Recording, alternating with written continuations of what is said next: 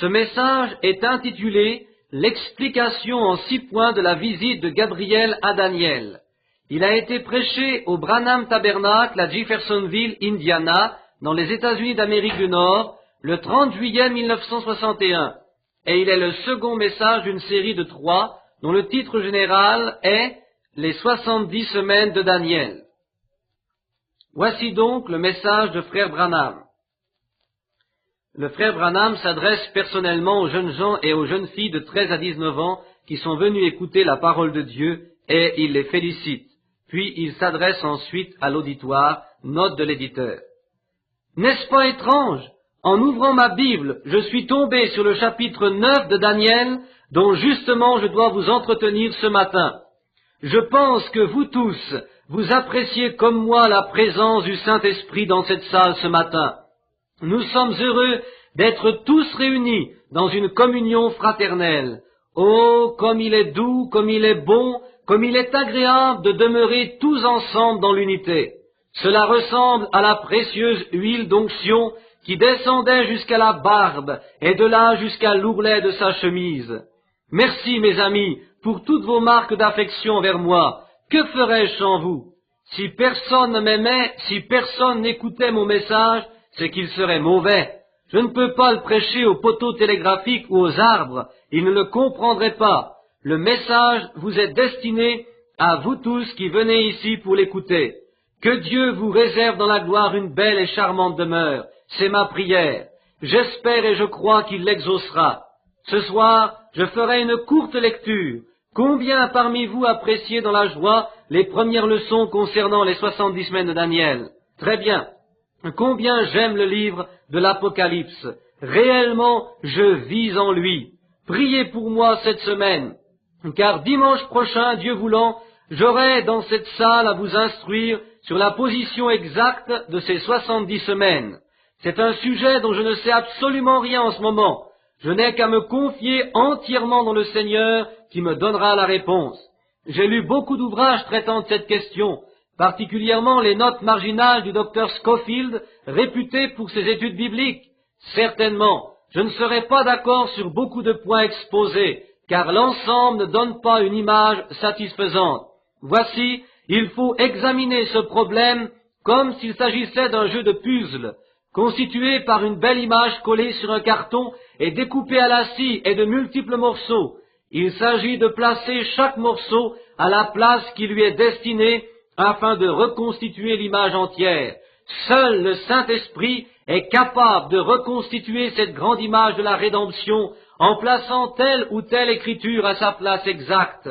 Ce que nous voulons, c'est l'image exacte, la vérité. Jusqu'à ce que nous connaissions la vérité, nous laissons le problème de côté. Mais quand Dieu nous donne la vérité, alors nous agissons et nous en reparlons. J'ai fait moi-même une expérience à ce sujet. Je pense que notre frère Roy Slaughter et d'autres vétérans de ce tabernacle s'en souviendront. Oh, il y a bien longtemps de cela, c'était durant les 3 ou 4 premières années de mon ministère ici même. Il m'était impossible de prêcher sur l'enfer, car je ne pouvais discerner s'il s'agissait d'un tombeau ou d'un lieu rempli de flammes. Je mis de côté ce sujet jusqu'au jour où il me serait révélé la vérité à ce sujet.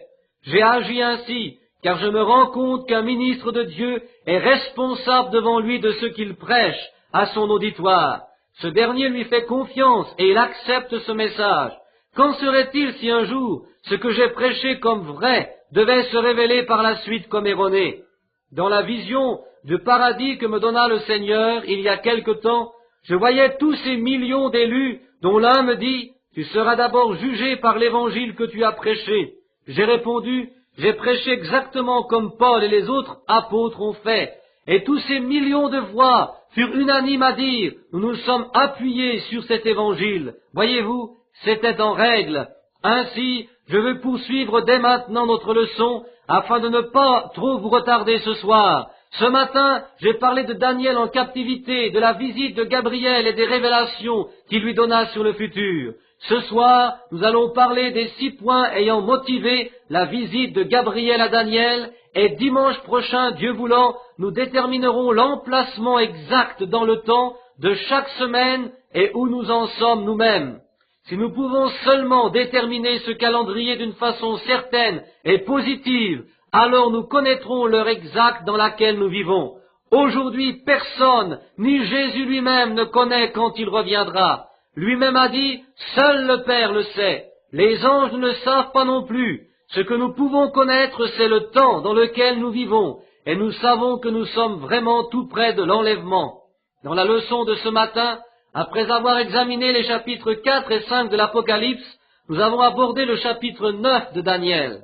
Ce soir, nous allons parler de ce dernier chapitre, mais auparavant, inclinons nos têtes pour un instant et parlons au Créateur de l'univers.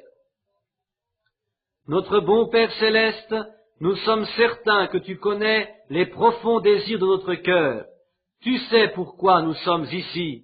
Tu sais que ce n'est pas pour y trouver un endroit agréable, pour connaître un moment de détente en cette fin d'après-midi. Père, je ne pense pas qu'il y ait ici dans cette salle une seule personne qui soit venue dans ce but. Je crois que nous sommes tous ici parce que nous sommes profondément sincères et honnêtes, et notre seul désir est de savoir ce qui sera dit dans le nom du Seigneur.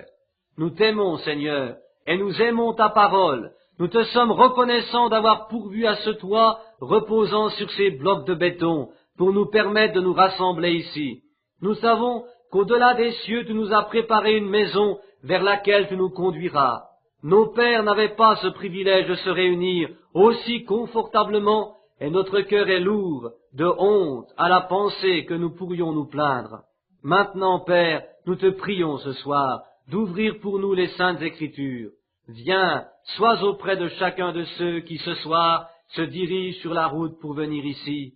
Parle-nous comme tu parlas à ces deux disciples qui se dirigeaient de Jérusalem à Emmaüs, et qu'à la fin de ce service, nous puissions retourner chez nous et dire, nos cœurs ne brûlaient-ils pas au-dedans de nous lorsque nous l'avons entendu parler lui-même au travers de sa parole? Bénis la lecture, bénis mes faibles efforts, Seigneur. Ouvre ma bouche à tout ce qui est vrai et ferme-la à tout ce qui est faux.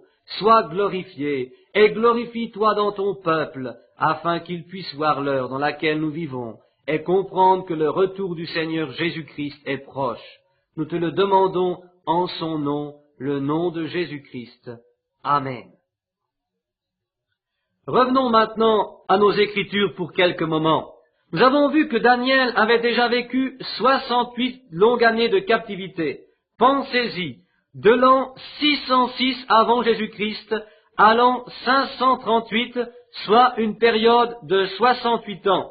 Daniel avait été un captif, n'ayant aucun temple à fréquenter, aucune prédication à entendre, rien, mais il possédait quelques livres, quelques rouleaux parlant de prophétie de quelqu'un qui avait prophétisé avant lui, et ce prophète était Jérémie. En étudiant les Écritures, Daniel se rendit compte que la période de 70 ans fixée pour la durée de la captivité touchait à sa fin. Daniel croyait solennellement à chaque mot de la prophétie de Jérémie. Ce soir, je demande à ma classe, croyez-vous à nos prophètes? Oui, monsieur, car c'est la parole de Dieu qui est annoncée par les prophètes. Ils possèdent le « ainsi parle le Seigneur ». Un véritable prophète ne prononce pas une seule parole qui soit contraire à celle d'un autre prophète. Il dit ou confirme ce qu'un autre vrai prophète a dit. Alors, il faut annoncer avec certitude ce qui doit arriver dans le futur. Pour être certain de dire la vérité et ne pas nous tromper, ce qui égarerait bien des personnes, nous voulons être absolument sûrs de posséder la parole du Seigneur en nous, avant de dire « ainsi parle le Seigneur ». Voyez-vous, ce doit être absolument un message direct du trône de Dieu, sinon nous ne dirions rien. Daniel, en lisant les Écritures, s'aperçut qu'il ne restait que 2 ans à accomplir avant que Dieu restaure son peuple et le ramène dans sa patrie. Pendant qu'il était en prière, nous avons vu qu'un ange puissant descendit du ciel pour le visiter. Quel est son nom? L'assemblée répond Gabriel, note de l'éditeur. Savez-vous que l'ange Gabriel, c'est l'ange de l'Église juive? Le saviez-vous? Partout il s'agit de Gabriel. Gabriel est le messager pour l'Église juive. C'est lui qui est apparu à Marie. C'est lui qui parla aussi à Zacharie. Partout c'est Gabriel. c'est l'un des plus grands anges dans les cieux. N'a-t-il pas apporté notre frère Daniel une merveilleuse salutation de la part de Dieu? Ô Daniel, tu es grandement bien-aimé. Cela ne vous fait-il pas du bien de penser que Dieu vous aime? Oh, si je n'étais pas profondément aimé, j'aimerais seulement savoir si je pouvais l'être un petit peu là-haut, et vous-même certainement aussi, qu'il puisse me faire connaître ce qu'il pense de moi, ce qu'il désire de moi, c'est de proclamer qu'il a toujours pris soin de moi. Et nous avons tous l'assurance qu'il prend soin de chacun de nous, car lorsque nous étions encore des pécheurs, Christ est mort à notre place, frères. Autrefois, nous étions des étrangers pour Dieu, et maintenant nous sommes tout près de lui. Dieu nous a donné le gage de notre salut, qui est le Saint-Esprit, et une foi qui nous élève au-dessus des choses de ce monde, et que nous surmontons. Tout ceci est glorieux. N'est-il pas vrai? D'accord. Pendant que Daniel était en prière, Gabriel vint le visiter, et lui dit que non seulement il ne restait que 2 ans de captivité à subir avant le retour dans la mère patrie, mais il lui révéla quel serait le destin de cette nation d'Israël. Pensez-y, le destin complet, voyage par voyage sur la terre. Gabriel expliqua tout ceci à Daniel. Qu'a dû ressentir ce grand prophète devant cet exposé? Il lui dit que 70 semaines avaient été fixées pour ce peuple jusqu'à la consommation des siècles, jusqu'à la fin du monde. Gabriel dit, il y a 70 semaines. 70 semaines ont été fixées pour ton peuple. Dans quel but? Pourquoi? De quel peuple s'agit-il? Du peuple de Daniel, du peuple juif? Pour qui et pourquoi ce délai fut-il fixé?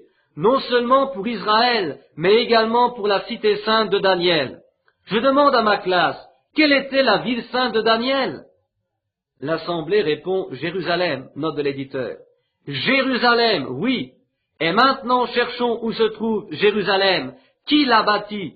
Et maintenant nous allons savoir peut-être ce soir où se trouvait Jérusalem. Qui fonda Jérusalem? Y avez-vous jamais pensé? Qui fonda Jérusalem et à quelle époque?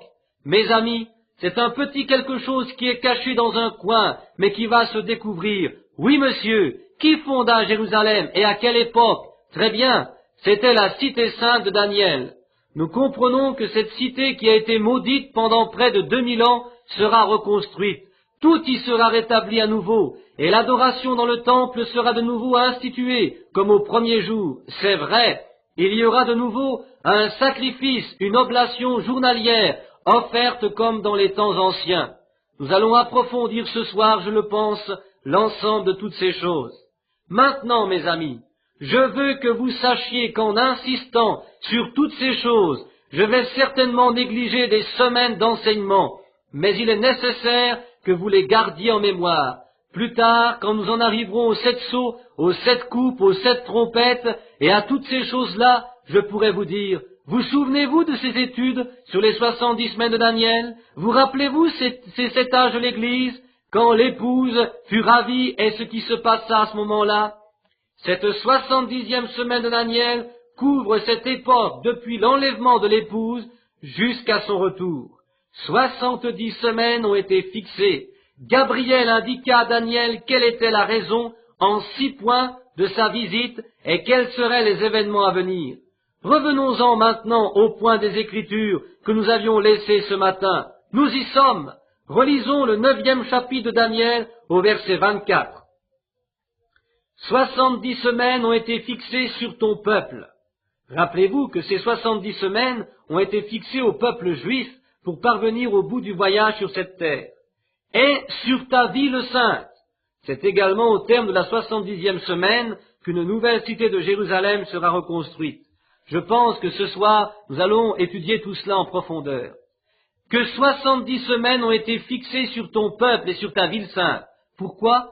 Pour faire cesser les transgressions. Que lui dit Gabriel maintenant? Il lui fait comprendre que le temps de la fin est proche. Pour nous aujourd'hui, il en est de même, Seigneur. Combien parmi vous êtes de cet avis? Que cela dise Amen. Très bien, merci. Nous sommes à la fin. Maintenant, nous allons déterminer avec l'aide de Dieu quel sera le délai qui reste à vivre d'ici là. Dans quel jour vivons-nous? C'est pourquoi nous devons retourner à tous ces anciens prophètes et tâcher de déceler dans leurs écrits où nous en sommes aujourd'hui. C'est ce qu'avait fait Daniel. Il levait son visage vers Dieu. Combien parmi vous ont-ils lu aujourd'hui le chapitre 9 de Daniel? Levez vos mains. Très bien. Vous avez lu la prière que Daniel adressa à l'Éternel, comment il présenta sa propre confession et celle de son peuple. Il voulait être sûr de connaître à quel moment exact le départ pour Jérusalem se produirait, afin qu'il puisse préparer le peuple pour ce retour. Aujourd'hui, ce que j'essaye de faire, c'est de découvrir à quel moment nous serons enlevés, et vous préparer à vous tenir prêts pour cet enlèvement. Êtes-vous prêts? Nous avons levé notre visage vers Dieu, et nous l'avons prié, et nous l'avons supplié pour être éclairés à ce sujet. Seigneur, en quelle heure vivons-nous? Nous avons été témoins de tous ces événements qui se déroulent de nos jours. Nous constatons que le monde est en plein chaos. Nous voyons que le temps est proche. L'écriture manuscrite est sur le mur. Tout ce qu'a annoncé Dieu se réalise. Notre président est persuadé qu'une nouvelle guerre mondiale est imminente. Nous savons que dans l'espace de quelques heures, après le début du conflit, toutes ces nations seront réduites en cendres volcaniques, et nous savons qu'il en sera ainsi. Nous savons également qu'avant le déclenchement de ces cataclysmes, l'épouse doit être enlevée. Ô Seigneur, où en sommes-nous? Je pense qu'il nous répondra à ce sujet. Nous avons levé nos têtes pour le découvrir. En premier lieu, que nous puissions le savoir. Reprenons Daniel chapitre 9 verset 24. 70 semaines ont été fixées sur ton peuple et sur ta ville sainte pour faire cesser les transgressions et mettre fin au péché, pour expier l'iniquité et amener la justice éternelle, pour sceller la vision et la prophétie et pour oindre le Saint des Saints. Voilà les 6 raisons de la visite de Gabriel. Et maintenant, commençons par le premier point. Faire cesser les transgressions. Pour faire cesser les transgressions de la loi contre Dieu, il faut que cesse l'impiété du peuple de Jacob. Pour cela, lisons Romains chapitre 11, versets 21 à 26. Car, si Dieu n'a pas épargné les branches naturelles, c'est-à-dire le peuple d'Israël, il ne t'épargnera pas non plus. Je vous demande de lire chez vous le chapitre complet 11 des Romains. Considère donc la bonté et la sévérité de Dieu, sévérité envers ceux qui sont tombés, et bonté de Dieu envers toi si tu demeures ferme dans cette bonté. Autrement, tu seras aussi retranché. Eux de même, s'ils ne persistent pas dans l'incrédulité, ils seront hantés, car Dieu est puissant pour les hanter de nouveau.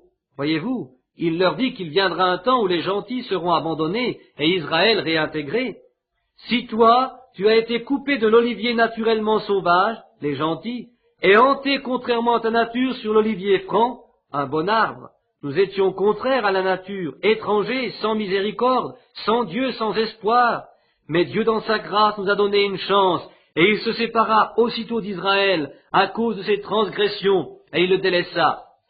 Par contre, il greffa sur l'olivier franc Israël, l'olivier sauvage les gentils, contraire à la nature du premier. Poursuivons notre lecture de Romains 11, 24 à 26.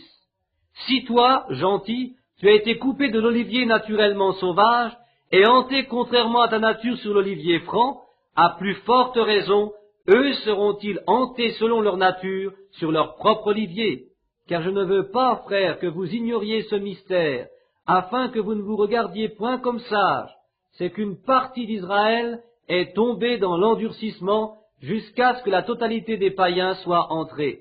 Et ainsi, tout Israël sera sauvé, selon qu'il est écrit, le libérateur viendra de Sion, et il détournera de Jacob les impiétés.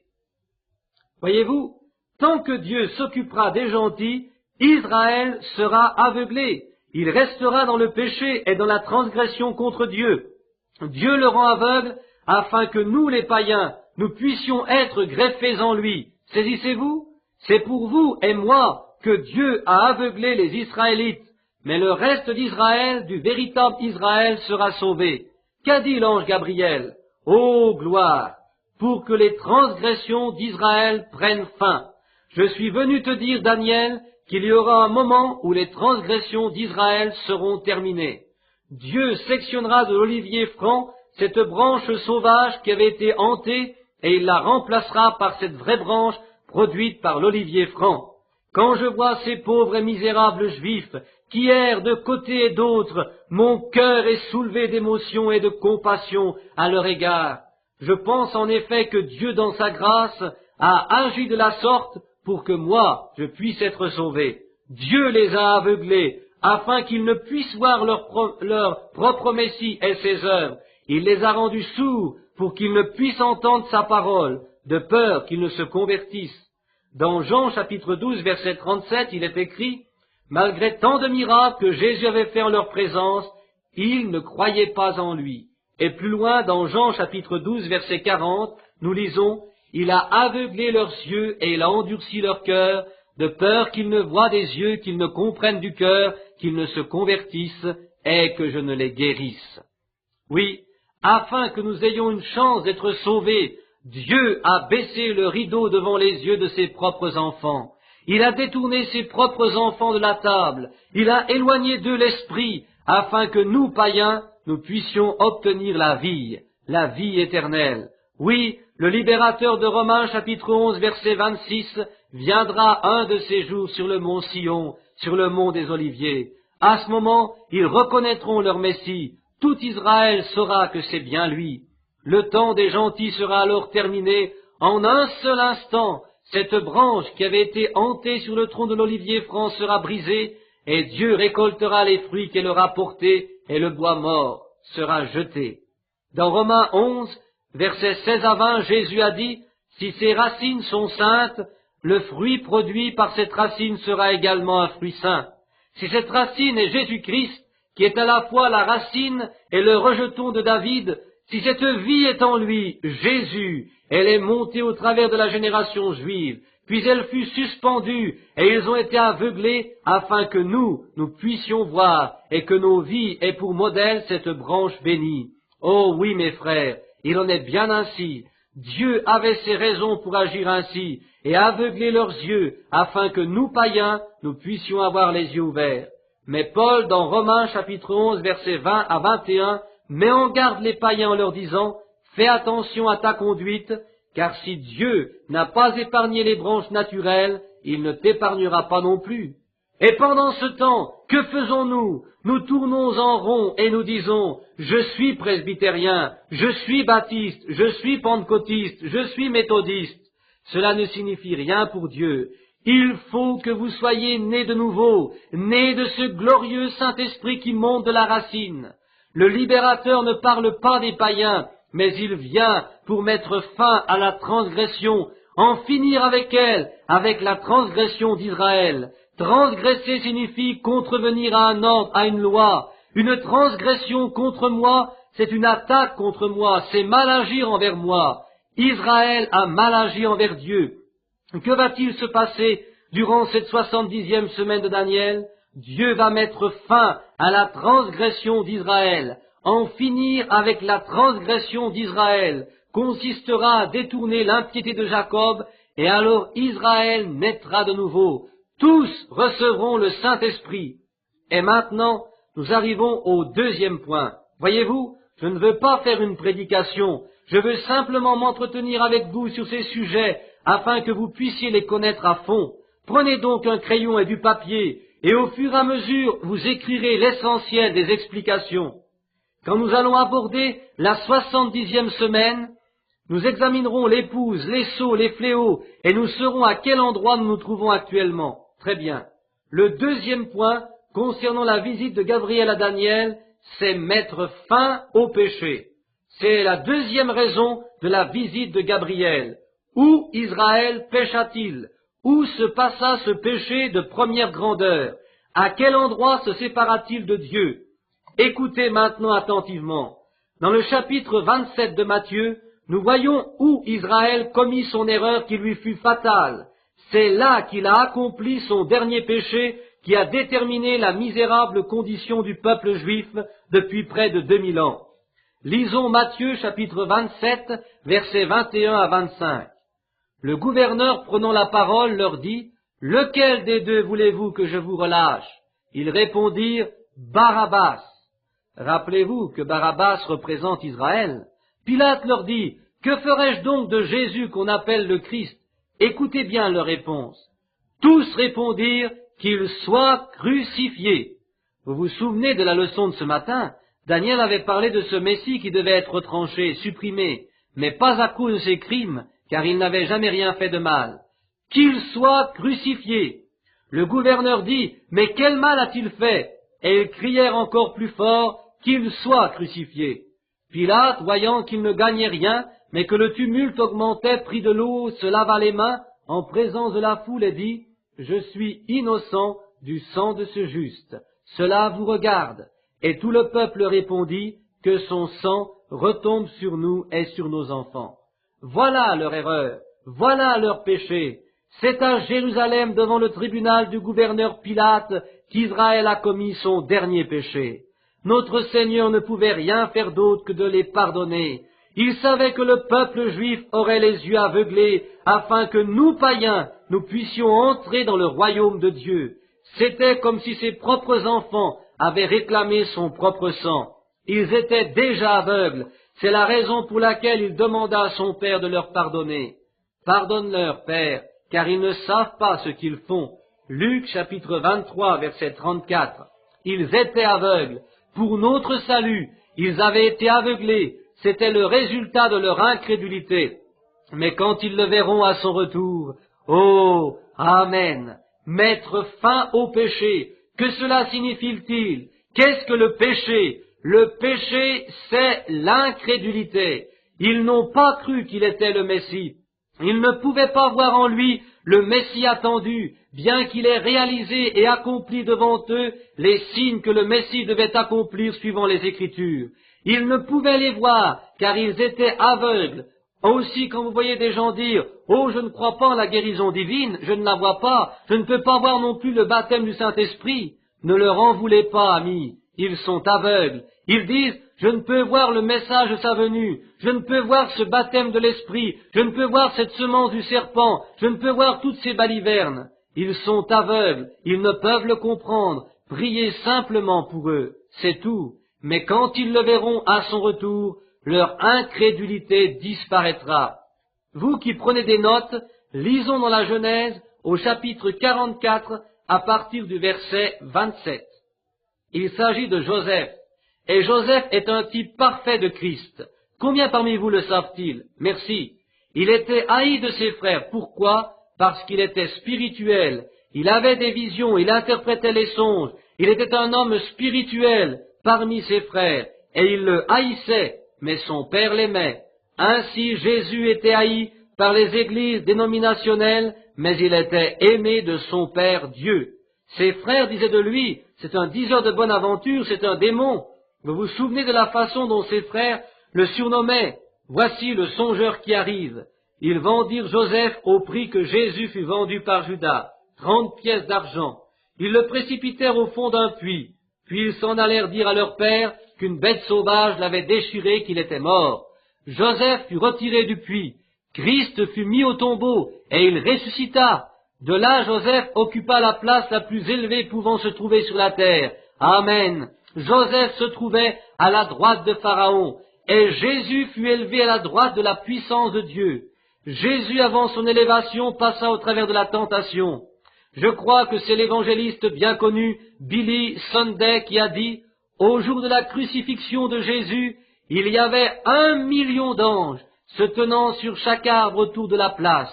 Ils dirent à Jésus « Lève seulement ton petit doigt et nous allons tout changer ici. » Jésus-Christ ne pouvait pas le faire. Le souverain sacrificateur Caïphe, le président du Sanhédrin, disait « Qu'il se sauve lui-même puisqu'il a sauvé les autres. Eux ne peuvent pas le sauver. » Il ignorait qu'il exécutait un contrat. S'il s'était sauvé lui-même, il n'aurait pas pu sauver les autres. Aussi se sacrifia-t-il pour les autres. De même, Joseph, avant son élévation auprès de Pharaon, fut tenté et mis en prison malgré son innocence. Le général Potiphar, chez qui il servait comme esclave, avait une jolie femme. Pendant l'absence du mari, sa femme fit appeler Joseph et essaya de le séduire. Celui-ci, qui était juste devant Dieu, refusa de céder. Vous connaissez la suite? Je vais maintenant m'adresser à vous, les femmes. Voyez-vous, la femme est un vase fragile et faible. Je sais qu'il ne peut y avoir un homme mauvais s'il n'y a pas d'abord une mauvaise femme. Mais vous qui savez, frères, être un enfant de Dieu, si vous prenez avantage d'une femme, honte à vous. Quoi qu'elle puisse faire, elle est un vase plus faible et vous le savez. Si vous la voyez agir malhonnêtement, prenez-la par la main et parlez-lui comme à une sœur. Vous êtes un enfant de Dieu, n'abusez pas de sa faiblesse. Regardez Joseph, qu'il soit un exemple pour vous.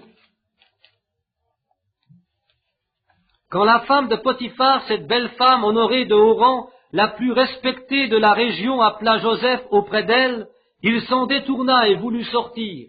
Elle finit par lui prendre son vêtement. Quand son mari revint chez lui, elle lui raconta un mensonge, disant que Joseph avait voulu abuser d'elle et que dans la résistance qu'elle lui opposa, il avait abandonné son vêtement dans sa chambre. C'est pour cela que Joseph fut emprisonné dans le cachot. Mais dans le cachot, Dieu était toujours avec lui. Où qu'on puisse le mettre, Dieu était avec lui. Joseph était un type du fils de la prospérité. Tout ce qu'entreprenait Joseph réussissait et prospérait. C'est pourquoi, lorsque Jésus-Christ reviendra dans le millénium, le désert refleurira comme une rose. Tout ce qu'il fait prospérera. Il est le fils de la prospérité. Où que vous mettiez Joseph, il est toujours béni. Et où que Jésus se trouve, il bénit toujours. Aussi, gardez-le dans votre cœur et soyez bénis.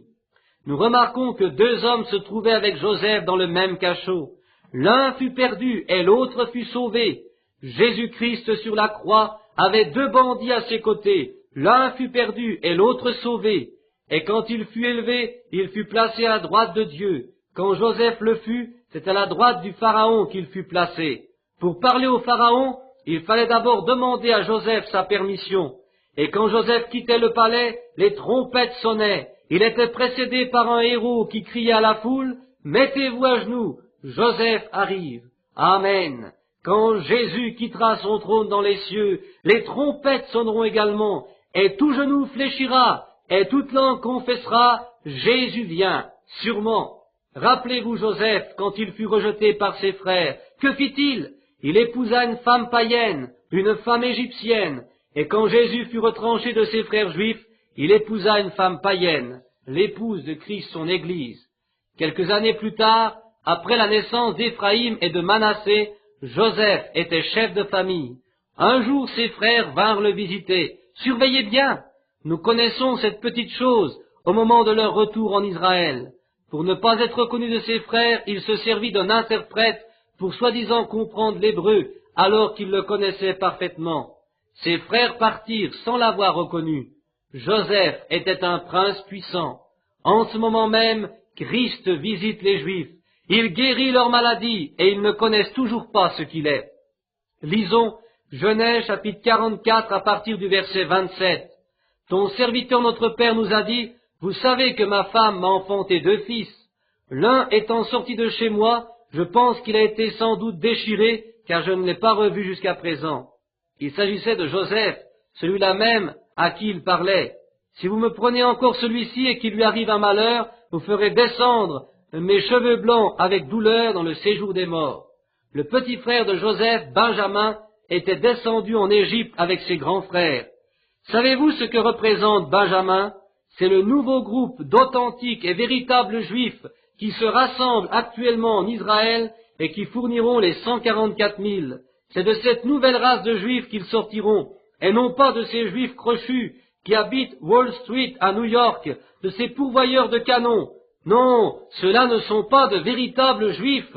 Ces derniers sont des petits benjamins venant de ci, de là pour rejoindre Israël et qui n'ont jamais entendu la parole de Jésus-Christ. Nous lisons dans Genèse chapitre 44 versets 21 et 22, « Tu as dit à tes serviteurs, faites-le descendre vers moi et que je le voie de mes propres yeux. Nous avons répondu à mon Seigneur, l'enfant ne peut pas quitter son père, car s'il le quitte, son père mourra. » Reprenons la lecture, Genèse 44 à partir du verset 30. « Maintenant, si je retourne auprès de ton serviteur, mon père, sans avoir avec nous l'enfant, à l'âme duquel son âme est attachée, il mourra. » La vie même de Dieu est liée, attachée à Israël. Dieu s'est marié avec lui. Dieu voulant, nous en verrons plus loin la confirmation. Dieu est marié avec Israël. Sa vie est attachée à lui, comme moi-même je suis attaché à Madame Branham ici même. C'est ma femme, et chacun de vous est lié à sa femme. Votre vie est enveloppée en elle. Dieu est marié avec Israël. Et Jacob dit en parlant de Benjamin, ma vie est enveloppée et accrochée dans cet enfant. Reprenons le verset 30 de Genèse 44. Maintenant, si je retourne auprès de ton serviteur mon père, sans avoir avec nous l'enfant, Joseph voulait garder Benjamin avec lui, nous connaissons l'histoire, il mourra, son papa, il mourra en voyant que l'enfant n'y est pas, et tes serviteurs feront descendre avec douleur dans le séjour des morts les cheveux blancs de ton serviteur notre père. Car ton serviteur a répondu pour l'enfant en disant à mon père, si je ne le ramène pas auprès de toi, je serai pour toujours coupable envers mon père. Permets donc, je te prie, à ton serviteur de rester à la place de l'enfant comme esclave de mon Seigneur et que l'enfant remonte avec ses frères. Comment pourrais-je remonter vers mon père si l'enfant n'est pas avec moi? Ah, que je ne vois pas l'affliction de mon père. Voyez-vous cette scène? Il se tient devant Joseph, son frère, et il ne l'a pas reconnu. Ô frère, attendez que le début du millénium se manifeste. Voyez comme il traite Joseph de Seigneur et comment il se confesse à lui. Il plaide, il offre sa propre vie. Surveillez particulièrement maintenant le chapitre 45 de la Genèse. Écoutez attentivement, ne le manquez pas. Commençons au premier verset. Joseph ne pouvait plus se contenir devant tous ceux qui l'entouraient. Frères, cela signifie que c'est le moment où il sera mis fin au péché, où l'incrédulité disparaîtra. Il s'écria, faites sortir tout le monde, et il ne resta personne avec Joseph quand il se fit connaître à ses frères. Qu'en est-il? Même la propre femme de Joseph est retournée dans son palais. Oh, il en sera de même pour l'épouse de Christ quand celui-ci retournera sur terre pour se faire reconnaître. Il éleva la voix en pleurant, les Égyptiens l'entendirent et la maison de Pharaon l'entendit. Voici maintenant un type de Christ rencontrant les Juifs. Ce qu'il sait, c'est qu'il les a rendus aveugles pour que nous ayons la possibilité d'être sauvés. Mais quand il reviendra à eux, le péché d'Israël sera ôté. Joseph dit à ses frères, « Je suis Joseph. Que pensez-vous que dira Jésus? Je suis votre Messie. Je suis celui que vous avez crucifié. » Mon père vit-il encore? Mais ses frères ne purent lui répondre, car ils étaient troublés en sa présence. Oh, je dois m'arrêter ici une minute. Prenons maintenant le chapitre 12 de Zacharie et le 10e verset. Peut-être pensez-vous que je vous tiens trop longtemps et que je commence à prêcher. Je ne le pense pas. Je désire tellement que vous soyez imprégnés du sujet. Zacharie a parlé ici du reste d'Israël, du siège de Jérusalem, de la bête et des armées qu'il a chassées. La fin approche. Le millénium est sur le point de départ maintenant. Zacharie chapitre 12, versets 10 à 14. Alors, dit l'Éternel, je répandrai sur la maison de David et sur les habitants de Jérusalem un esprit de grâce et de supplication, et ils tourneront les regards vers moi, celui qu'ils ont percé, et ils pleureront sur lui comme on pleure sur un fils unique, ils pleureront amèrement sur lui comme on pleure sur un premier-né. Écoutez, quel deuil il y aura quand Jésus se présentera devant eux pour se faire connaître, comme Joseph se présentant devant ses frères. Écoutez bien, en ce jour-là, le deuil sera grand à Jérusalem, comme le deuil d'Adadrimon dans la vallée de Megiddo. Le pays sera dans le deuil, chaque famille séparément, la famille de la maison de David séparément et les femmes à part, la famille de la maison de Nathan séparément et les femmes à part, la famille de la maison de Lévi séparément et les femmes à part, la famille de Chiméi séparément et les femmes à part, et toutes les autres familles, chaque famille séparément et les femmes à part. Oh, combien ils auront honte d'eux-mêmes quand ils se tiendront là et qu'ils verront que celui-là même qu'ils ont crucifié dans la nuit se tient là, leur propre Joseph, si précieux. Combien ils se lamenteront. Ils lui diront, où donc as-tu reçu ces blessures, ces cicatrices? Il répondra, dans la maison de mes amis. Vous comprenez ce que je veux dire? Pour mettre fin au péché, à l'incrédulité. Voilà pourquoi Jésus revient. Dans cette 70e semaine de Daniel, Jésus descendra à Jérusalem pour mettre fin au péché, pour l'exterminer et pour en débarrasser l'humanité. Nous avons vu les deux premiers objectifs prédits par Gabriel. Premièrement, faire cesser les transgressions. Deuxièmement, mettre fin au péché. Et maintenant, examinons le troisième objectif, expier l'iniquité. J'avais encore noté 6 autres passages de l'Écriture, mais je ne m'y référerai pas, car il fait trop chaud et je ne veux pas abuser de votre temps. Je veux vous instruire autant que je le peux, mais je ne veux pas vous retenir trop longtemps. Très bien. Qu'est-ce que l'iniquité? C'est l'action de mal agir, comme ce fut le cas quand Israël réclama la crucifixion de Jésus-Christ au Golgotha. Jésus apportera la réconciliation, mais cela ne concernera pas les Juifs. Pourquoi? Parce qu'ils étaient aveugles, ils ne pouvaient pas voir. Pourquoi étaient-ils aveugles? Parce que Dieu lui-même les avait aveuglés. Vous pouvez dire, eh bien, peut-être aujourd'hui, parce que je suis aveugle. Vous êtes alors volontairement aveugle, et il n'y a aucune réconciliation pour vous. En effet, Jésus a dit dans Jean 8, 24, « Si vous ne croyez pas que je suis, vous mourrez dans vos péchés. » L'iniquité, c'est quelque chose de mal que vous avez fait et que vous n'auriez pas dû faire, sachant que c'était mal. Écoutez bien, si je conçois l'iniquité dans mon cœur, Dieu ne m'entendra pas. Maintenant, lisons Zacharie chapitre 13 à partir du 1er verset. En ce jour-là, une source sera ouverte pour la maison de David et les habitants de Jérusalem, pour le péché et pour l'impureté. Il y aura une maison ouverte. Continuons, nous pourrons lire tout ce chapitre, mais ici j'ai une note qui indique de lire du verset 6 au verset 10. Et si on lui demande d'où viennent ces blessures que tu as aux mains, il répondra, c'est dans la maison de ceux qui m'aimaient que je les ai reçus. Épée, lève-toi sur mon pasteur et sur l'homme qui est mon compagnon, dit l'Éternel des armées. Frappe le pasteur et que les brebis se dispersent et je tournerai ma main vers les faibles. Maintenant, Jésus cite les Écritures. Frappe le pasteur et disperse les brebis. Mais notez bien le paragraphe suivant.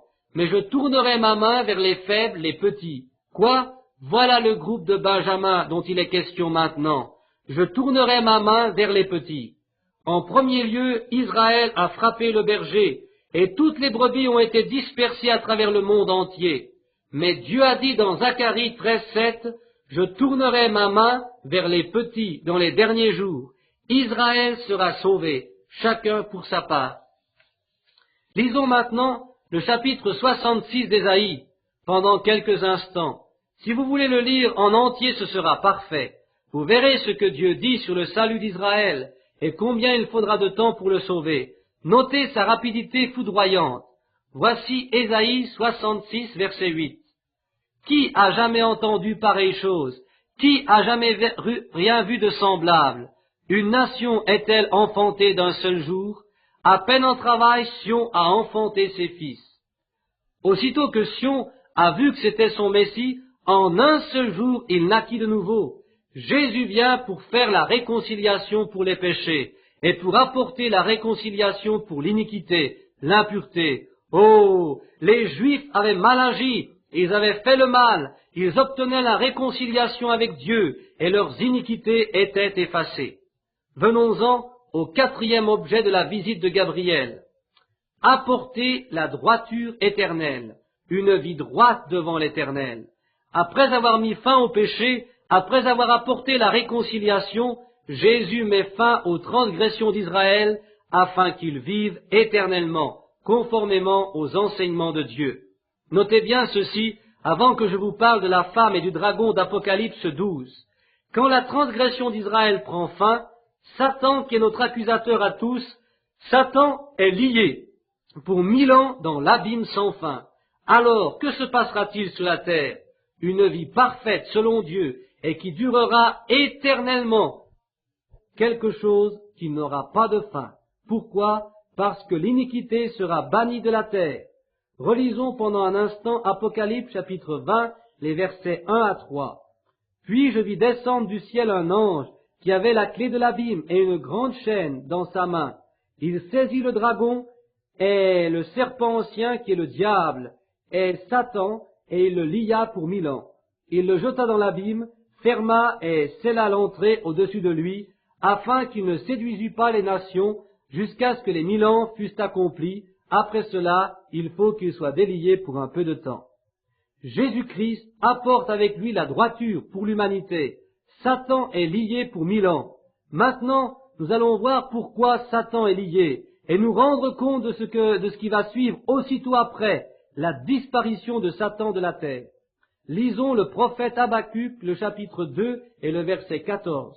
« Car la terre sera remplie de la connaissance de la gloire de l'Éternel, comme le fond de la mer par les eaux qui le couvrent. » En d'autres termes, dès que l'ennemi est mis hors d'état de nuire, il n'y a plus de péché, et la connaissance du Seigneur recouvre l'étendue de toute la terre, comme les eaux recouvrent le fond des mers. Amen. Gloire à Dieu. Jésus revient, frère. Il revient.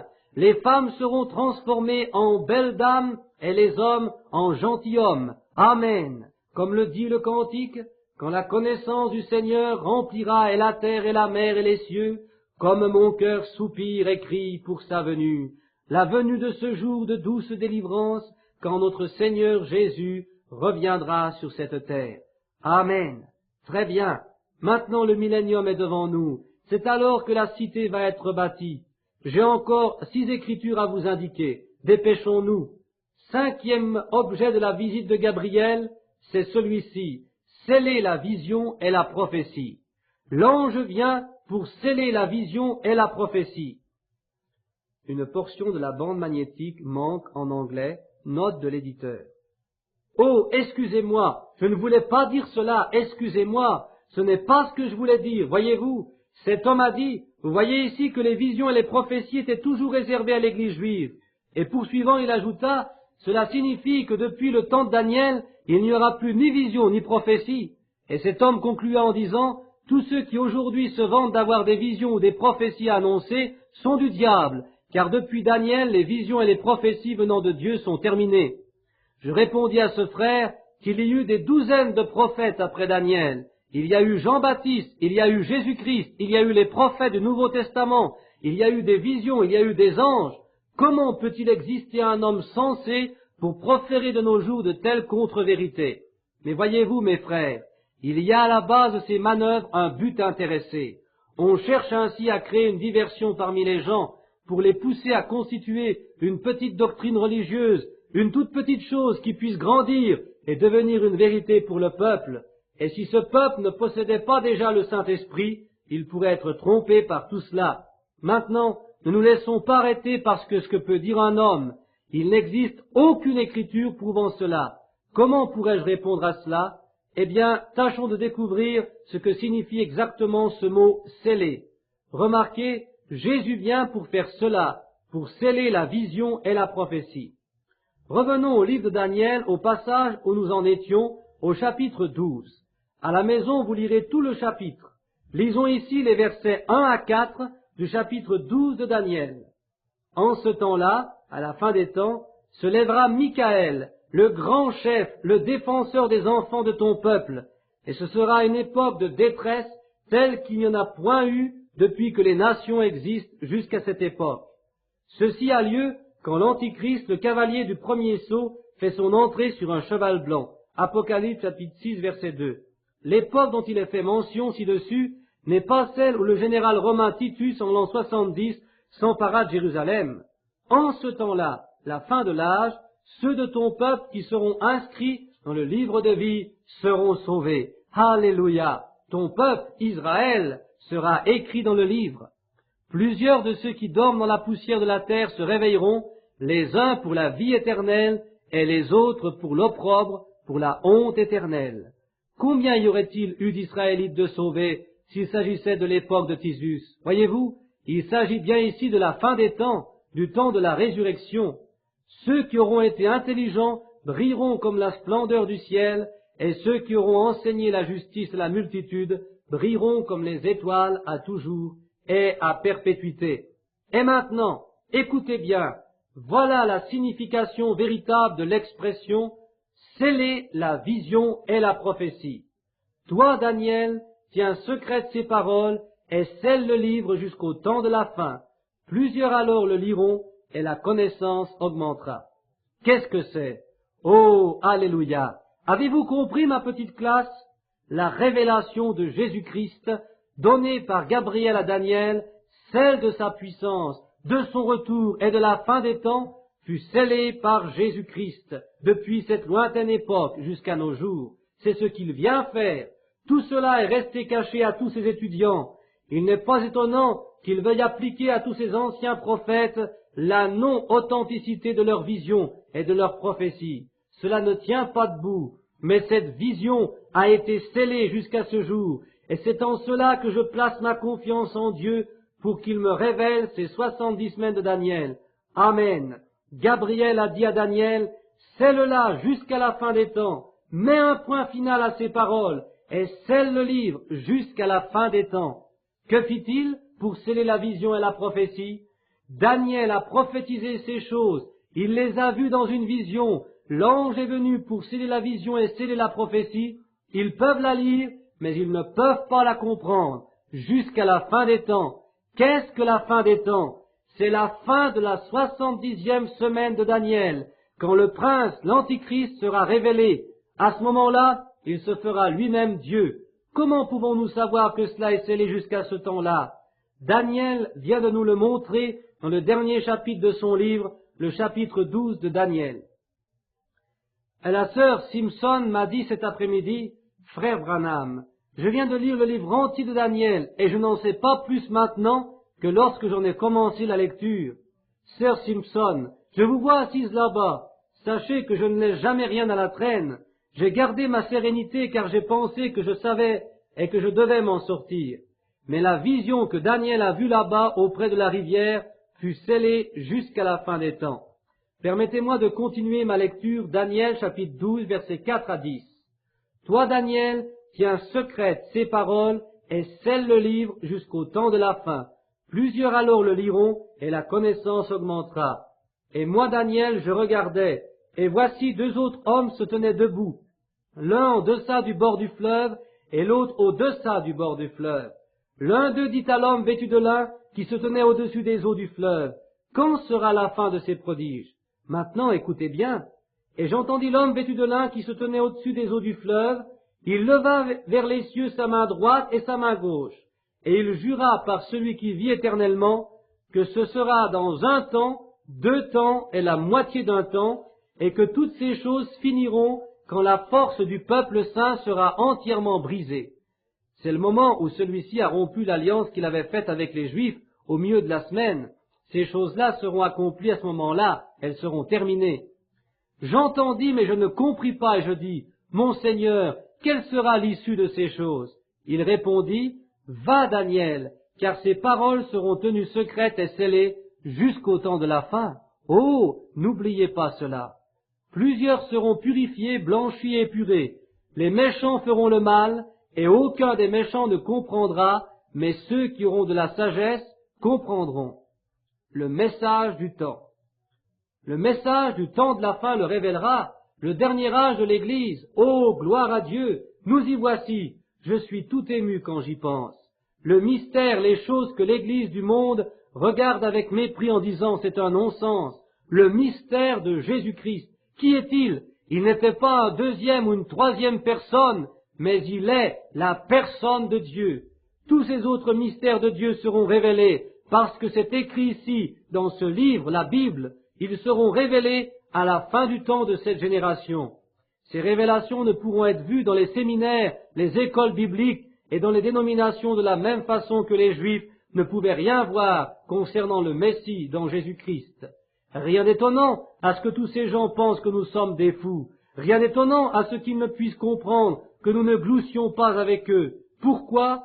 Parce qu'il y a une puissance et une vision derrière cela, une parole de Dieu qui a été révélée pour faire partie de l'épouse en vue de l'enlèvement et le retour à la maison. Oui, beaucoup courent de ci, de là, et la connaissance augmentera, certainement. Et maintenant, il y a une autre chose qui sera connue. Regardez aux églises d'aujourd'hui, nous y voilà. J'espère que je ne blesserai personne, mais il faut que je le dise. En ce jour se lèvera un antichrist. Rappelez-vous, quand nous avons étudié les 7 sceaux, cet antichrist chevauchait dès l'ouverture des sceaux et durant les 4 premiers sceaux. Daniel, dans Daniel 9, 26, 27, parle du prince qui viendrait de ce dévastateur qui provoquera l'abomination de la désolation. c'est Rome personnifiée en Titus. Et en ce jour, c'est un prince venant de Rome qui le fera. Et dans les derniers jours, il se révélera, écoutez bien, comme se faisant Dieu. Auparavant, Jésus, loin de Daniel 9, 25, qui voulait apporter la réconciliation à son peuple, fut retranché. Dans 2 Thessaloniciens, chapitre 2, versets 7 à 11, le Saint-Esprit nous met en garde. Car le mystère de l'iniquité agit déjà. C'est Paul qui parle, inspiré par le Saint-Esprit. Il faut seulement que celui qui le retient encore ait disparu. De qui est-il parlé ici? Du Saint-Esprit. C'est lui qui le retient encore et qui disparaîtra. Et alors paraîtra l'impie, que le Seigneur Jésus détruira par le souffle de sa bouche, et qu'il anéantira par l'éclat de son avènement. Quand cela se produira-t-il? Au moment même où le Saint-Esprit est enlevé de la terre, il emporte avec lui l'épouse. L'apparition de cet impie se fera par la puissance de Satan, avec toutes sortes de miracles, de signes et de prodiges mensongers. Nous sommes la plus grande Église, nous avons ceci, nous possédons cela. Les Églises sont déjà réunies dans un conseil mondial. Voyez-vous, nous sommes la plus grande Église des prodiges mensongers. Et avec toutes les séductions de l'iniquité pour ceux qui périssent, parce qu'ils n'ont pas reçu l'amour de la vérité pour être sauvés.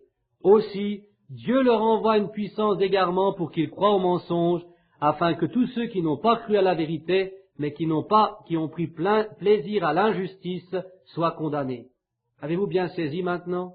Au moment où les sceaux de Dieu seront connus, l'effusion du Saint-Esprit révélera dans les derniers temps la signification de son esprit, de son nom, de sa grâce. Il dévoilera ces autres grands mystères qui doivent venir, les plans pour enlever son épouse. Et maintenant, abordons le 6e objet de la visite de Gabriel à Daniel. 6e, oindre le plus élevé. Relisons Daniel chapitre 9 verset 24. 70 semaines ont été fixées sur ton peuple, Israël, et sur ta ville sainte, Jérusalem, pour faire cesser les transgressions et mettre fin au péché, pour expier l'iniquité et amener la justice éternelle, pour sceller la vision et la prophétie, et pour oindre le Saint des Saints. Voilà les 6 objets de la visite de Gabriel. Et maintenant, oindre le plus saint. Il ne s'agit pas d'un homme. Jésus a déjà été oint depuis bien longtemps. Dans les évangiles, nous avons vu que Dieu avait oint Jésus du Saint-Esprit. Jésus allait de lieu en lieu pour faire le bien, guérir les malades. Jésus est déjà oint, puisqu'il est le Messie, le oint. N'est-ce pas vrai? Mais ici, à la fin des temps, il est parlé d'oindre le plus saint. Qu'est-ce que le plus saint? À mon point de vue, et je pourrais le prouver par les Écritures, il s'agit du tabernacle, qui sera utilisé durant le millénium. Les chapitres 40 à 44 d'Ézéchiel ne concernent pas le monde actuel, mais la période du millénium uniquement. Quelqu'un d'entre vous savait-il cela? C'est dans le chapitre 43 d'Ézéchiel et du verset 1 à 6 que nous allons être éclairés au sujet du temple du millénium qui sera érigé sur cette terre quand la gloire du Seigneur le remplira. Lisons cette description du temple du millénium. Il me conduisit à la porte qui était du côté de l'Orient. Et voici la gloire du Dieu d'Israël s'avançait de l'Orient. Sa voix était pareille au bruit des grandes eaux, et la terre resplendissait de sa gloire. Cette vision était semblable à celle que j'avais eue lorsque j'étais venu pour détruire la ville. Et ces visions étaient semblables à celles que j'avais eues près du fleuve de Kébar, et je tombais sur ma face. La gloire de l'Éternel entra dans la maison par la porte qui était du côté de l'Orient. Alors l'Esprit m'enleva et me transporta dans le parvis intérieur, et voici la gloire de l'Éternel remplissait la maison. J'entendis quelqu'un qui me parlait depuis la maison, et un homme se tenait près de moi. Oignant ce temple pour le règne du millénium. Notez de quelle façon le temple était dédicacé du temps de Moïse, dans le Lévitique chapitre 8 verset 10. Oh, comme j'aime comparer ces écritures aux écritures. De votre côté, ne l'aimez-vous pas?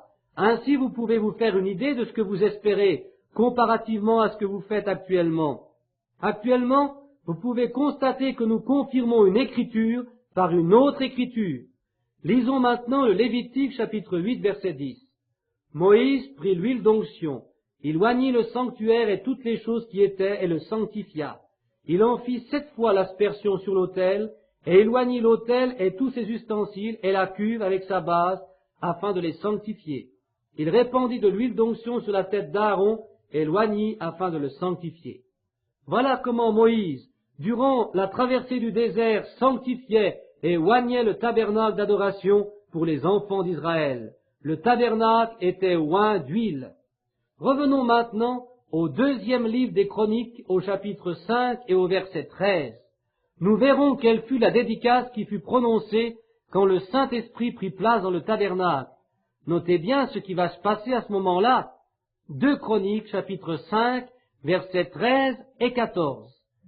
Et lorsque ceux qui sonnaient les trompettes et ceux qui chantaient, s'unissant d'un même accord pour célébrer, pour louer l'Éternel, firent retentir les trompettes, les cymbales et les autres instruments, et célébrèrent l'Éternel par ses paroles, car il est bon, car sa miséricorde dura toujours. En ce moment, la maison de l'Éternel fut remplie d'une nuée. Les sacrificateurs ne purent pas y rester pour faire le service à cause de la nuée, car la gloire de l'Éternel remplissait la maison de Dieu. Dieu entra dans le sanctuaire qui venait d'être oint et consacré à Dieu, afin que le peuple puisse s'y rendre pour l'adoration. Gabriel ne parle pas d'une place sainte comme celle-ci, mais d'oindre la plus sainte des places.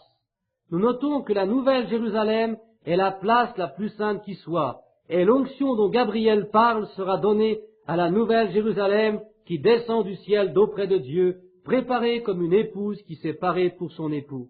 L'onction sera au-dessus d'eux. Maintenant, quand Zorobabel dédicaça le nouveau temple reconstruit à Jérusalem, il n'y eut pas d'onction nouvelle. L'onction avait été donnée précédemment, avant la destruction par les Babyloniens. Zorobabel avait reçu instruction de le reconstruire, et il n'était pas nécessaire de l'oindre à nouveau. Une fois le temple oint, il l'était pour toujours. Mais quand Dieu élèvera le tabernacle du millénium, il oindra non pas ce saint, mais le plus saint. Mais quand le roi monte sur son trône pour 1000 ans, ô gloire! Alors, les 8 objectifs de Gabriel seront accomplis. L'onction du plus saint sera le dernier événement qui se produira. Et quand le tabernacle est érigé, la première résurrection a déjà eu lieu. Les Juifs sont retournés dans la mère patrie. Christ et son épouse sont venus. Les 144 000 Juifs ont été scellés. Le millénium a commencé. Le lieu le plus saint des plus saints, sera alors oint. Le lieu le plus saint est un sanctuaire où Dieu vit au milieu des chérubins. À ce moment-là, Christ demeure dans le lieu le plus saint et l'onction coule sur lui. On n'aura plus besoin de la lumière du soleil là-bas, car l'agneau qui se tient au centre de la cité sera la lumière. Le soleil ne se couchera jamais sur cette ville, comme ce vieil oncle Jim avait l'habitude de dire, il ne le fera jamais, car Christ sera cette lumière, lui, celui qui est oint. Le roi viendra et il prendra possession de son trône pour régner pendant 1000 ans. Lisons maintenant Jérémie chapitre 3, versets 12 à 17. Va, crie ces paroles vers le septentrion et dis, reviens infidèle Israël, dit l'Éternel. Je ne jetterai pas sur vous un regard sévère, car je suis miséricordieux, dit l'Éternel, et je ne garde pas ma colère à toujours. Reconnais seulement ton iniquité, reconnais que tu as été infidèle à l'Éternel ton Dieu, que tu as dirigé çà et là tes pas vers les dieux étrangers sous un arbre vert, et que tu n'as pas écouté ma voix, dit l'Éternel. C'est ce qu'ont fait de l'Est, de l'Ouest, toutes les nations. Écoutez bien le verset suivant. Revenez, enfants rebelles, dit l'Éternel, car je suis marié avec vous. Leurs yeux étaient aveuglés, parce que moi, l'Éternel, j'ai donné aux gentils une chance de salut, mais vous retournerez, car je suis marié avec vous. Je vous prendrai un d'une ville, 2 d'une famille. C'est-à-dire, non pas tous ceux qui s'appellent juifs, mais seulement ce petit groupe élu pourra entrer et être enlevé. Ce sera ce petit Benjamin qui est descendu vers Joseph, ce petit groupe tiré de chaque nation, 1 de cette ville, 2 de cette famille. Et je vous ramènerai dans Sion. Je vous donnerai un berger selon ton cœur, et il vous paîtra avec intelligence et avec sagesse. Et lorsque vous aurez multiplié et fructifié dans le pays, en ces jours-là, dit l'Éternel, on ne parlera plus de l'arche de l'alliance de l'Éternel, elle ne viendra plus à la pensée, on ne se la rappellera plus, on ne s'apercevra plus de son absence, et l'on n'en fera point une autre. En ce temps-là, on appellera Jérusalem le trône de l'Éternel. car lui-même sera là. Toutes les nations s'assembleront à Jérusalem au nom de l'Éternel, et elles ne suivront plus les penchants de leur mauvais cœur. Tout cela se passe quand la cité de Jérusalem est ointe. Dans Apocalypse, au chapitre 21, nous avons la description de cette nouvelle Jérusalem. Les portes ne seront jamais fermées durant la nuit, car la nuit n'existera pas en ce lieu. Tous les rois de la terre y apporteront leur gloire et leurs hommages. La muraille sera en jaspe. Il y aura 12 portes constituées chacune d'une seule perle. On n'aura pas besoin de chandelier là-bas. Il n'y aura plus la lumière du soleil, car c'est l'agneau du milieu de la cité où il se tient qui servira de flambeau. Et il conduira son peuple dans la vie éternelle. Il y aura 2 arbres, l'un sur une rive du fleuve et l'autre sur l'autre rive. Ils porteront la guérison pour le peuple. C'est cela. La ointe, celle qui est ointe, viendra, cette cité céleste venant de Dieu et descendant avec lui des cieux vers la terre. Examinons maintenant ce qui va se passer à cette époque-là. Oh, n'aimez-vous pas tous cela? C'est dans le chapitre 65 d'Ésaïe que nous allons l'apprendre. Demandez-vous, amis pécheurs, si vous pouvez courir le risque de manquer cela. Ceci se passe durant le temps du millénium, quand le plus saint a reçu l'onction. Lisons donc Ésaïe 65 à partir du verset 17. « Car je vais créer de nouveaux cieux et une nouvelle terre. On ne se rappellera plus les choses passées. Elles ne reviendront plus à l'esprit. Réjouissez-vous plutôt et soyez toujours dans l'allégresse à cause de ce que je vais créer, car je vais créer Jérusalem pour l'allégresse et son peuple pour la joie. » Qu'est-ce que l'onction, si ce n'est la joie du Seigneur?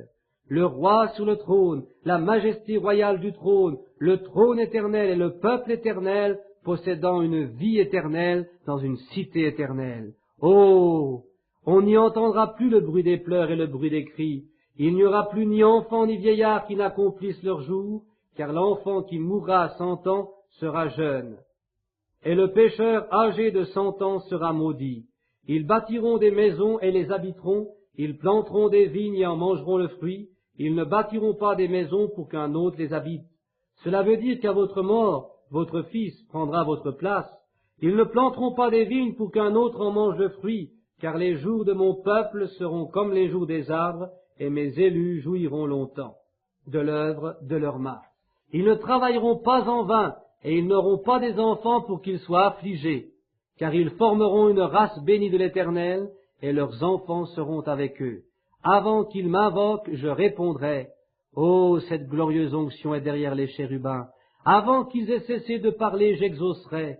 Le loup et l'agneau paîtront ensemble, le lion comme le bœuf mangera de la paille, et le serpent aura la poussière pour nourriture. Il ne se fera ni tort ni dommage sur toute ma montagne sainte, dit l'Éternel. Pouvez-vous manquer cela? Non. Lisons encore Ésaïe chapitre 11, versets 1 à 9. Écoutons ce qu'il dit après avoir vu quelle serait la conduite des femmes dans les derniers jours. Puis un rameau sortira du tronc d'Isaïe, et un rejeton naîtra de ses racines. C'est Jésus-Christ. L'Esprit de l'Éternel reposera sur lui, esprit de sagesse et d'intelligence, esprit de conseil et de force, esprit de connaissance et de crainte de l'Éternel. Il respirera la crainte de l'Éternel, il ne jugera point sur l'apparence, il ne prononcera point sur un oui-dire, mais il jugera les pauvres avec équité, et il prononcera avec droiture sur les malheureux de la terre. Il frappera la terre de sa parole comme d'une verge, et du souffle de ses lèvres il fera mourir le méchant. La justice sera la ceinture de ses flancs, et la fidélité la ceinture de ses reins. Le loup habitera avec l'agneau, et la panthère se couchera avec le chevreau. Le veau, le lionceau et le bétail qu'on engraisse seront ensemble, et un petit enfant les conduira. La vache et l'ours auront un même pâturage, leurs petits un même gîte, et le lion comme le bœuf mangera de la paille.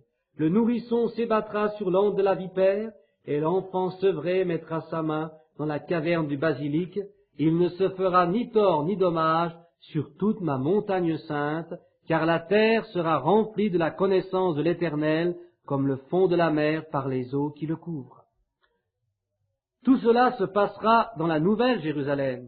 Le rameau dont il est parlé dans Ésaïe chapitre 11 verset 1 concerne la branche de David.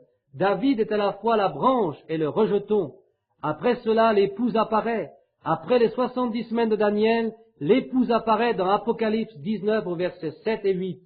Elle arrive avec son époux, le puissant roi. Oh, mes amis, je ne sais pas si nous pourrons aller jusqu'au bout. Continuons. L'épouse arrive à ce moment-là, après le début du millénium. Alors le Christ arrive avec son épouse. Lisons Apocalypse chapitre 19, versets 1 à 16. Après cela, c'est-à-dire après la tribulation, après les 3 fléaux, après les 7 sceaux, après les 7 fléaux, après la mise au cachot de Satan, après le début du millénium, faites attention. Après ces choses, j'entendis dans le ciel comme une voix forte d'une foule nombreuse qui disait « Alléluia, le salut, la gloire et la puissance sont à notre Dieu, parce que ses jugements sont véritables et justes, car il a jugé la grande prostituée qui corrompait la terre par son impudicité, et il a vengé le sang de ses serviteurs en le redemandant de sa main. » Et ils dirent une seconde fois « Alléluia, et sa fumée monte au siècle des siècles. » Il s'agit de la vieille église prostituée. Et les 24 vieillards et les 4 êtres vivants se prosternèrent et adorèrent Dieu assis sur le trône en disant « Amen, Alléluia ». Et une voix sortit du trône disant « Louez notre Dieu, vous tous ses serviteurs, vous qui le craignez, petits et grands. » Et j'entendis, comme une voix d'une foule nombreuse, « Vous voilà, épouse, comme un bruit de grosses eaux et comme un bruit de fort tonnerre, disant « Alléluia ». C'est l'épouse qui est là, après avoir été enlevée à la fin d'Apocalypse chapitre 3. Car le Seigneur notre Dieu Tout-Puissant est entré dans son règne. Le mariage de l'agneau se produit à ce moment-là. Voici venir l'épouse. Réjouissons-nous et soyons dans l'allégresse et donnons-lui gloire, car les noces de l'agneau sont venues et son épouse s'est préparée. Les voici tous les deux, épouse et époux. Et il lui a été donné de se revêtir d'un fin lin éclatant pur, car le fin lin, ce sont les œuvres justes des saints. Et l'ange me dit, écris, heureux ceux qui sont appelés au festin des noces de l'agneau. Et il me dit, ces paroles sont les véritables paroles de Dieu. Et je tombai à ses pieds pour l'adorer, mais il me dit, garde-toi de le faire. Je suis ton compagnon de service et celui de tes frères qui ont le témoignage de Jésus. Adore Dieu, car le témoignage de Jésus, c'est l'esprit de la prophétie. Puis je vis le ciel ouvert, et voici parut un cheval blanc. Celui qui le montait s'appelle fidèle et véritable, et il juge et il combat avec justice. Ses yeux étaient comme une flamme de feu, et sur sa tête étaient plusieurs diadèmes. Il était couronné, le roi des rois. Il avait un nom écrit, que personne ne connaît, si ce n'est lui-même, et il était revêtu d'un vêtement trempé dans le sang. Son nom est la parole de Dieu. Jean chapitre 1, verset 1-14. Au commencement était la parole était Dieu, et la parole fut faite chair, et elle a habité parmi nous. Qui était-ce? C'était Jésus, et son nom est la parole de Dieu. Les armées qui sont dans le ciel le suivaient sur des chevaux blancs, revêtus d'un fin lin blanc et pur. Ô gloire! Le voici qui vient. Et de sa bouche sortait une épée aiguë pour frapper les nations. Il les pètera avec une verge de fer, et il foulera la cuve du vin de l'ardente colère du Dieu Tout-Puissant. Il avait sur son vêtement et sur sa cuisse un nom écrit, Roi des rois et Seigneur des seigneurs. Qu'était-ce? Son peuple venait de le couronner Roi des rois et Seigneur des seigneurs. Il revenait à son temple sacré, loin dans la présence de Dieu pour vivre et pour régner durant le millénium avec son épouse. Amen. Elle était présente aux côtés du puissant roi pour prendre place avec lui dans le nouveau temple royal recouvert d'onction. Maintenant, les 6 conditions de Apocalypse 6.1 à Apocalypse 19.21 sont réalisées. Pour terminer, sachons que c'est durant le temps de la grande tribulation que tous ces événements doivent survenir. Les 7 sceaux, les 7 trompettes, les 7 coupes, les 3 fléaux, la femme dans le soleil, la chute du démon et du dragon rouge sur la terre. Ne l'oubliez pas, tout cela se passera durant cette période. Le croyez-vous? Quel temps glorieux est réservé à ceux qui aiment le Seigneur. Je vous le dis, mes amis, il ne faut pas manquer cela. Ne le manquez pas, quoi que vous fassiez.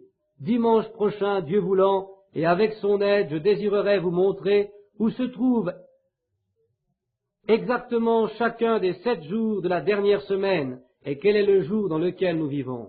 Nous sommes à la fin des temps. L'aimez-vous? Pouvez-vous risquer de manquer le ciel?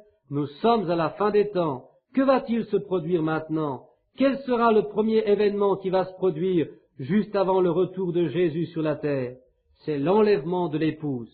Pensez-vous que Jésus descendra sur la terre pour se promener dans les cimetières, serrant les mains de grand-papa et de grand-maman? Pensez-vous qu'il nous parlera ici-bas, puis qu'il repartira vers les cieux? Non. Comment donc cela va-t-il se passer? Nous vous disons ceci par la parole de Dieu, suivant 1 Thessaloniciens chapitre 5 versets 15-17. Nous les vivants, restés pour l'avènement du Seigneur, nous ne devancerons pas ceux qui sont morts. Mais au son de la trompette, les morts en Christ ressusciteront premièrement. Ensuite, nous les vivants, nous serons tous ensemble enlevés avec eux sur des nuées à la rencontre du Seigneur dans les airs. En un clin d'œil, nous serons tous enlevés, et durant ce temps, ce sera la fin de l'âge de l'Église. Ici-bas sur la terre, Dieu se tournera vers les Juifs et il s'occupera d'eux, de ceux qui se trouvent dans la mère patrie. Il y aura 2 prophètes, Apocalypse 11, versets 3 et 4, qui pendant 3 ans et demi, sous l'onction de Dieu, visiteront Jérusalem. Je pense qu'il s'agit d'Élie et de Moïse. Ils apporteront de grands fléaux, quand, au milieu de la dernière semaine de Daniel, le pacte conclu entre Israël et Rome sera rompu par ce dernier sous la direction de ce prince. Alors l'abomination commencera à s'étendre partout. Le dragon qui est Rome cherchera alors à noyer dans les flots d'eau qui jailliront de sa bouche le reste des gentils et les vierges folles qui voudront garder les commandements de Dieu. Il fera la guerre au reste de la semence de la femme qui, non enlevée, se tournera toujours vers Dieu. C'est Rome qui s'en chargera. Il se formera une confédération d'églises qui se grouperont et se consolideront. Les Juifs entreront dans cette confédération qui leur permettra d'adorer dans leurs propres églises, dans le « Ainsi dit le Seigneur » de la Bible. Que sont ces Juifs aujourd'hui? Je viens de le saisir en ce moment même. C'est tout frais. Ils ont aujourd'hui une nation reconnue politiquement, n'est-il pas vrai? Mais ils ne possèdent pas encore leur temple d'adoration. Quand ce dernier sera rétabli, l'épouse sera partie. Dieu s'occupera des Juifs en tant que nation, et quand ils feront partie de cette confédération dirigée par Rome, l'accord sera rompu par Rome au milieu de la 70e semaine, et durant 3 ans et demi, ce sera l'abomination de la désolation qui s'étendra jusqu'à la fin des temps. Protestants et Juifs seront persécutés par Rome, et à ce moment-là, les 2 prophètes se lèveront et ils maudiront la terre en décidant qu'il ne pourra pas pleuvoir pendant les jours de leur prophétie. Ils feront descendre le feu du ciel sur la terre et ils utiliseront toute autre sorte de fléau. Attendez seulement, nous aurons encore beaucoup à apprendre. Oh, quel grand Dieu est notre Dieu, quel Père de miséricorde. Mes amis, laissez-moi vous dire ceci en tant que votre pasteur. Vous ne réalisez pas les privilèges dont vous êtes comblés. Vous ne les réalisez pas. Combien y a-t-il eu de grands hommes, de saints hommes, des milliers de martyrs qui sont morts dans le passé, des hommes remplis de l'Esprit Saint qui auraient aimé assister au jour que nous vivons. Que vous et moi, nous nous en rendions compte. Que verrons-nous encore? Que ferons-nous après cela? Nous devons nous rendre quelque part. Vous ne pouvez rester ici tout le temps. Vous pouvez tondre votre gazon, mais la semaine suivante, vous devrez recommencer. Vous pouvez élever vos enfants. Vous les nourrissez à midi, mais le soir, ils ont faim de nouveau. Vous leur donnez à manger, et le lendemain matin, ils ont l'estomac vide. Vous leur achetez une paire de chaussures, et si elles sont comme les miennes, au bout de 2 ou 3 mois, il faudra acheter une nouvelle paire. Il en est de même pour les vêtements. Voyez-vous, il n'y a rien d'inusable, il n'y a rien de stable, rien ne peut durer. Écoutez ce cantique. Ne convoite pas les richesses vaines de ce monde, qui dépérissent si rapidement. Bâtis ton espérance sur les choses éternelles, elles ne passeront jamais. Le temps est plein de visions fugitives, rien sur terre n'est immuable. Bâtissez vos espérances sur les choses éternelles, tenez ferme la main du Dieu qui ne change pas. Écoutez, quand notre voyage sera terminé, oh, il nous fera savoir quand ce sera le moment. Si nous avons été fidèles à Dieu, dans la gloire nous aurons une demeure belle et lumineuse. Il s'agit de la cité ointe. Notre âme enlevée la verra. Tenez ferme la main du Dieu qui ne change pas. Ne convoite pas les vaines richesses du monde. Tiens ferme la main du Dieu qui ne change pas. Pendant que nous inclinons nos têtes, si vous n'avez encore jamais tenu sa main, Ne voulez-vous pas venir le faire maintenant? Tenez ferme la main du Dieu qui ne change pas. Bâtissez vos espérances sur les choses éternelles. Tenez ferme la main du Dieu qui ne change pas. Jeune fille, maintenant vous êtes charmante, votre chevelure est saillante et vos joues sont roses. Mais savez-vous si demain tout ne sera pas fané? Pouvons-nous savoir si la semaine prochaine les vers n'attaqueront pas ces jolies petites joues dans la tombe? Vous, mon frère, vous êtes fort, musclé, bien bâti, vous faites de grands projets, mais peut-être plus tard, peut-être demain, il en sera de même pour vous. Les vers vous réduiront en poussière. Bâtissez vos espérances sur les choses éternelles, tenez ferme la main du Dieu qui ne change pas. Il y a maintenant 31 ans que je me tiens derrière ce pupitre. J'ai été témoin de spectacles glorieux, mais hélas d'autres infiniment tristes. Parmi les plus tristes spectacles auxquels j'ai assisté, je mentionnerai tout particulièrement des petits enfants mourant de faim dans la rue, ou des mamans mendiant un morceau de pain. Mais le spectacle le plus triste que j'ai jamais vu est de voir un homme, un être humain, qui désirerait être un enfant de Dieu et qui meurt sans avoir connu Dieu. Je me souviens d'une belle jeune femme d'environ 22 ans qui se tenait un soir à la porte de cette église, qui riait et qui se moquait de moi en disant « Je ne voudrais pas même que ma vache ait le genre de religion que vous avez ». Moins d'une heure plus tard, on m'appela d'urgence à l'hôpital. Cette jeune femme de foi catholique et gravement malade désirait absolument me voir en criant « Amenez ce prédicateur ici ». À mon arrivée, la vieille sœur m'accueillit en disant « C'est trop tard, frère Branham. Elle vient de mourir il y a 5 minutes seulement. » Je demandais à voir son corps. La sœur me disait encore « Elle criait après vous et ses derniers mots furent « Cherchez ce prédicateur, le frère Branham. » Le mari se tenait auprès du lit et elle me dit « Dites une prière pour elle, dites une prière. » Je répondis « Maintenant, c'est trop tard. » Je soulevai le drap. Cette femme était très belle. Sa chevelure était auburne. Son visage, couvert de taches de rousseur, avait été défiguré par les très fortes douleurs qui avaient provoqué l'éclosion de boutons sur les taches de rousseur. Elle avait la bouche ouverte et les paupières à demi fermées. Oh, je n'oublierai jamais cette vision. Et ce cantique suivant me vint à l'esprit, ne convoitez pas les vaines richesses de ce monde. À Port Fulton, non loin d'ici, je me tenais auprès d'un homme qui se mourait. Il m'avait appelé auprès de lui, et la nuit précédente, quand je priais à l'autel avec lui, il avait mis son bras autour de la taille d'une femme. Je lui dis, enlevez votre bras de cette femme. Il me répondit, je la conduis au Seigneur. Je répondis, pas de bras autour d'elle, je ne crois pas à vos balivernes. Il se mit en colère et il sortit. Et un peu plus tard, j'étais auprès de lui. Il était en train de mourir. Il me regarda en face et il me dit, ne priez pas pour moi, frère Branham. Je suis perdu, je suis fini. Tout ce que j'avais gagné, je l'ai perdu. Une autre fois, je me trouvais auprès d'un homme qui habitait près de chez moi, au coin de la rue. Il m'avait appelé au moment de sa mort et il me dit, toute ma vie, j'ai convoité ceci et cela, et encore cette autre chose, mais je n'ai jamais servi le Seigneur. Bien souvent, je me suis abstenu de me rendre à l'autel. Il me dit encore, frère Branham, priez Dieu pour qu'il permette à ma fille qui est à la maison de pouvoir faire quelque chose pour le Seigneur afin que je sois en règle. Je répondis, cela ne peut être fait, frère, il est trop tard. Et j'ai assisté au combat d'un homme qui luttait contre des démons, et cela durant 24 heures. Il disait que les démons se tenaient auprès de son lit, enroulant des chaînes autour de son cou. Il criait, ne le laissez pas approcher de moi, il est là, ne le voyez-vous pas? Il s'approche de moi. Et cet homme-là s'était éloigné du Seigneur depuis bien longtemps. Il possédait des granges remplies de foin et de blé, il possédait des chevaux de course, et l'année précédente il avait blasphémé le nom de Dieu. Il avait giflé sa femme parce qu'elle voulait se rendre au tabernacle. Savez-vous ce qui est arrivé? La foudre est tombée sur sa ferme, brûlant toutes ses récoltes et tuant tous ses chevaux. Et cet homme mourut brusquement alors qu'il se débattait contre les démons. Et un de mes vieux amis qui actuellement est dans la gloire arrivait au bout de sa route. Il me dit, dis à mes 2 enfants de venir auprès de mon lit. Il posa ses 2 mains vieilles et faibles sur la tête de chacun de ses 2 enfants. Il les bénit leur disant, élevez mes bras, tenez-les bien droits comme Josué et Caleb le firent. Nous nous demandions ce qu'il pourrait bien dire.